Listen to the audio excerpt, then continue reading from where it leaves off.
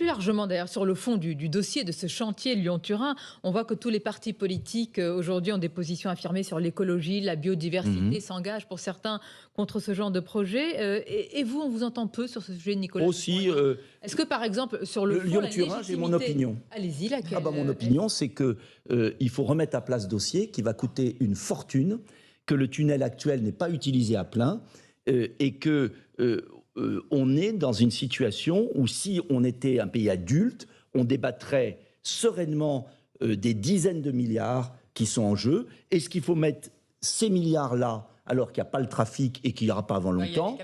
Non, il y a des camions dans un tunnel actuel qui n'est pas utilisé à plein et la voie ferrée n'est pas utilisée à plein.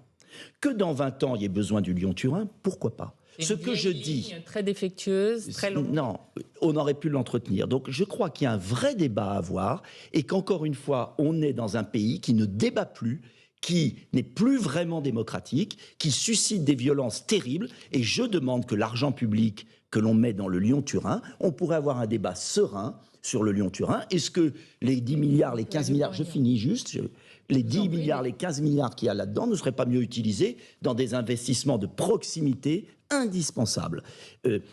Vous savez, je crois que il y a une panne démocratique dans notre pays, que les Français le ressentent. Et que cette panne démocratique exige pourquoi pas un référendum sur le Lyon-Turin. Alors Notre-Dame-des-Landes a fini en ZAD, donc le chantier de Lyon-Turin pourrait terminer en Non, ZAD. mais ça n'a rien à voir. Ça n'a rien à voir.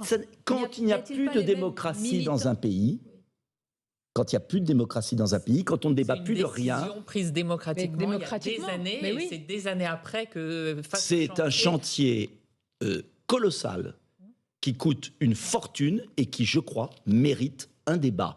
Ça ne veut pas dire que je suis avec les zadistes ou les... Et vous me connaissez, je pense être le parti de l'ordre.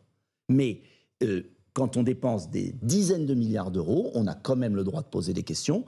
Et il y a beaucoup de gens qui ne sont pas du tout zadistes qui se posent des questions sur cet investissement. Même l'État s'en pose. Donc il faudrait faire un référendum sur ce sujet. Peut-être pas sur le Lyon-Turin. Je vous dis que nous sommes dans une démocratie bloquée. Que si on ne regarde pas avec un peu de recul, qu'on ne réfléchit pas un peu aux moyens de débloquer notre démocratie, ce que j'essaye de faire, le RIC, référendum d'initiative citoyenne, une autre vision de l'Europe, on en reparlera parce que la démocratie est bloquée, parce que le pouvoir n'est plus là. Eh bien, si on ne fait pas ça, vous aurez dans notre pays une explosion. Une explosion. Oui, parce que pour trancher les problèmes, il n'y a que le vote. Voilà. Et est-ce que dans notre pays, on peut prendre un peu de recul?